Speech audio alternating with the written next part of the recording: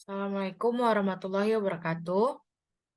Kami dari kelompok 5, kelas C angkatan 2021 akan mempresentasikan tentang review film mengenai film dari Dua Garis Biru.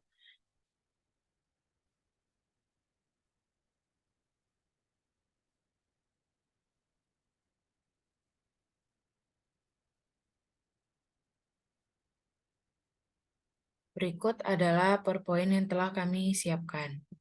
Dalam mengambil keputusan, seorang dokter mempertimbangkan beberapa hal, yaitu medical indication, patient preference, quality of life, dan contextual feature. Medical indication ini kondisi medis apa yang dialami pasien sehingga pasien boleh melakukan terapi atau tidak boleh melakukan terapi tersebut.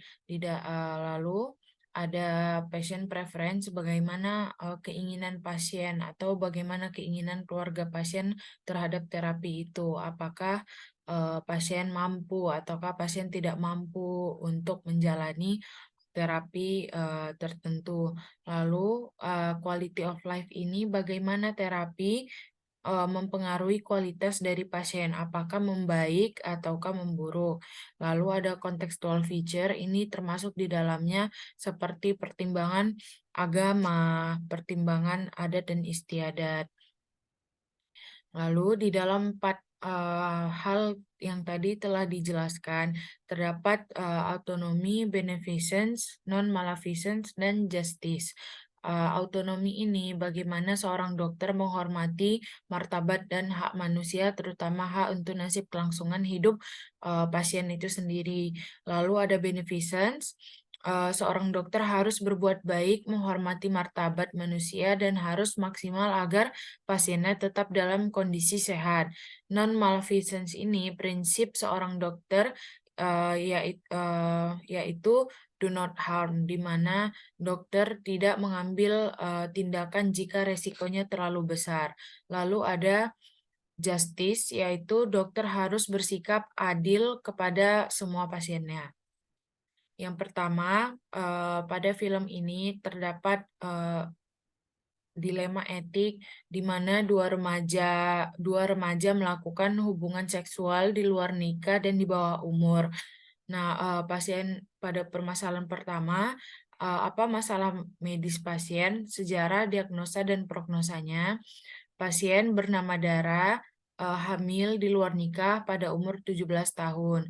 Nah, jika diteruskan kehamilan pada Dara, maka akan memiliki resiko yang tinggi dan meningkatkan kematian ibu dan bayi. Lalu, apakah masalahnya akut, kronis, dan emergensi? Masalah yang dapat terjadi pada kehamilan Dara adalah kelahiran prematur, berat badan bayi lahir rendah, kelainan kongenital, dan sebagainya. Lalu, apa tujuan pengobatan dari Dara ini? Tujuan pengobatannya itu antara menghentikan kehamilan atau meneruskan kehamilan dan didukung dengan suplementasi agar resiko yang telah disebutkan sebelumnya dapat dihindari, yaitu dengan edukasi tentang kehamilan, pemeriksaan rutin, pemberian vitamin agar janin dan ibu terhindar dari resiko. Lalu, bagaimana pasien preference? Nah, dari passion preference ini sebenarnya ada beberapa pertimbangan dari pihak Dara. Itu ibunya dan ayahnya menginginkan kehamilan ini dihentikan, diterminasi atau diaborsi. Sedangkan dari pihak laki-laki atau Bima itu keluarganya tidak menginginkan aborsi dilakukan dan bayi ini tetap dilahirkan dengan sehat. Lalu eh, di usia muda, eh, Dara rentan mengalami depresi, baby blues, dan bisa terjadi ansietas dan putusnya pendidikan karena kehamilan. Lalu, apakah pasien telah dijelaskan manfaat dan resikonya? Resiko telah dijelaskan sebelumnya, ada seperti BBLR dan perdarahan saat persalinan. Eh, man- Manfaat dari melanjutkan kehamilan ini untuk mengajarkan tanggung jawab Jadi ke depannya Dara dan Bima bisa lebih berhati-hati dalam perbuatan yang mereka lakukan. Lalu apakah pasien sebelumnya telah mengemukakan pilihannya dan ke arah mana penanganannya? Pasien akan mempertahankan kehamilannya dan pihak dari Bima atau pacarnya juga bertanggung jawab eh, terhadap anaknya. Lalu, apakah pasien tidak mau atau tidak mampu menerima pengobatan? Pasien menerima pengobatan yang dokter berikan berupa ANC atau antenatal care dari pihak pasien juga mampu untuk melakukan pengobatan sehingga tidak ada permasalahan eh, keuangan di sini. Pasien mampu untuk melaksanakan dan menerima. Lalu, sebagai simpulan, apakah dari segi etik dan hukum hak pasien memilih telah dihormati? Eh, Pasien telah mengambil keputusan mempertahankan kehamilan dan dari segi hukum juga sudah benar untuk mempertahankan kehamilannya. Lalu, pembahasan selanjutnya akan dilanjutkan oleh Vivia Maharani. Baik, untuk pembahasan selanjutnya yaitu mengenai quality of life. Yang pertama itu bagaimana prospeknya dengan atau tanpa pengobatan untuk kembali ke kehidupan normal. Maka dalam kasus film ini, suami ingin tindakan aborsi tetap terhadap kandungan darah. Tetapi pada dasarnya yang paling menekankan untuk melakukan aborsi tersebut adalah keluarga darah, yaitu melakukan tindakan aborsi yang dimana kita ketahui bahwa Dara masih di bawah umur, namun di lubuk hatinya Dara tidak ingin melakukan hal tersebut. Karena hal itu sudah melanggar Undang-Undang Nomor 36 Tahun 2009 tentang kesehatan dan pada pasal 75 ayat 1 yang menyebutkan bahwa setiap orang dilarang untuk melakukan aborsi. Nah, jika aborsi adalah jalan dari pengobatan, tentu saja sudah melanggar dan dapat berdampak besar baik itu secara hukum maupun kesehatan. Jika pemilihannya adalah tetap mengandung bayi tersebut, maka Dara harus melewati fase kehamilan 9 bulan dan tentu saja banyak efek baik dari segi kesehatan maupun sosial. Next. Yang kedua yaitu defisit fisik, mental, dan sosial apa yang dialami pasien jika pengobatan berhasil. Yaitu yang pertama, yang dimana Dara mau nggak mau harus menjalani kehamilan selama 9 bulan. Yang kedua, ia harus kehilangan atau mengalami keterhambatan dalam menggapai cita-citanya yang kita ketahui bahwa Dara ini masih di bawah umur dan masih menjalani kehidupan pendidikan.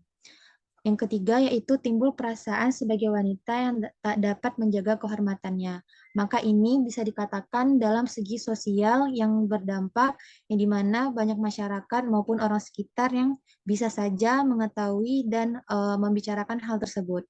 Yang keempat yaitu timbul perasaan dilema, yang dimana apakah dia harus mempertahankan janin ini atau malah menggugurkannya. Dalam hal kehidupan sosial, ia harus terima dengan caci makian dan berhentinya sekolah. Next. Yang selanjutnya itu ada apakah ada bias yang mungkin merugikan penilaian terhadap penyedia kualitas hidup pasien. Ada beberapa hal yang harus diperhatikan pada seorang remaja yang sedang mengandung. Yang pertama yaitu bisa terjadi kemungkinan bayi lahir prematur. Yang kedua bisa terjadi BBLR. Dan yang ketiga perdarahan persalinan serta bahkan kematian terhadap ibu maupun janin. Selanjutnya, apakah ada rencana dan alasan untuk melakukan pengobatan? Jawabannya adalah tidak ada, karena jika dibiarkan akan menimbulkan masalah baru, yaitu keguguran pada usia remaja yang akan mengalami abortus septik yang dapat menyebabkan anemia bahkan shock. Yang selanjutnya yaitu apakah kondisi pasien saat ini atau di masa depan sedemikian rupa sehingga kelangsungan hidupnya dapat dianggap tidak diinginkan, maka Dara dapat mengikhlaskan kejadian yang dia alami. Maka dia secara tidak langsung harus mau tidak mau harus melewati semuanya demi kandungan tersebut. Next. Apakah ada rencana untuk kenyamanan dan perawatan paliatif? Yaitu mensupport Dara agar tetap menjalankan kehamilan ini dan dengan dukungan dari Bima sang kekasih. Keluarga serta lingkungan yang sehat, hal ini akan meminimalisir gangguan kesehatan Dara baik dari tubuhnya dan mentalnya sendiri. Selanjutnya yaitu pembahasan untuk aspek kontekstual feature. Yang pertama yaitu apakah ada masalah penyedia, yaitu maksudnya dokter atau perawat, yang mungkin mempengaruhi keputusan pengobatan. Jawabannya adalah tidak, karena ini adalah masalah medis yang dihadapi oleh darah, merupakan masalah yang sudah sering terjadi dan ditangani oleh profesionalnya atau dokter dan perawat. Yang kedua yaitu hal ini dilakukan oleh Bima untuk menunjukkan kesungguhannya untuk bertanggung jawab atas perbuatannya. Maka Bima bekerja di restoran milik ayahnya Dara sambil melanjutkan sekolahnya. Yang ketiga, apakah ada batasan kerahasiaan? Untuk kerahasiaan sama sekali tindakan medis pada umumnya, di mana dalam hal ini pasien diberi hak untuk menentukan siapa saja yang boleh mengetahui keadaan yang dialami ataupun tindakan medis yang dilakukan oleh pasien. Yang keempat yaitu, apakah ada masalah alokasi sumber daya, yaitu merencanakan untuk anak yang dilahirkan akan dirawat oleh paman dan tantenya Dara. Namun hal ini tidak disetujui dan pada akhirnya bayi yang dilahirkan oleh Dara dirawat oleh Bima dan sang ayahnya. Baik, itulah beberapa aspek yang kami ambil dari film Dua Garis Biru yang telah dijelaskan tadi. Jika ada kesalahan dari kelompok kami dan saya sendiri, mohon maaf. Saya akhiri dengan wassalamualaikum warahmatullahi wabarakatuh.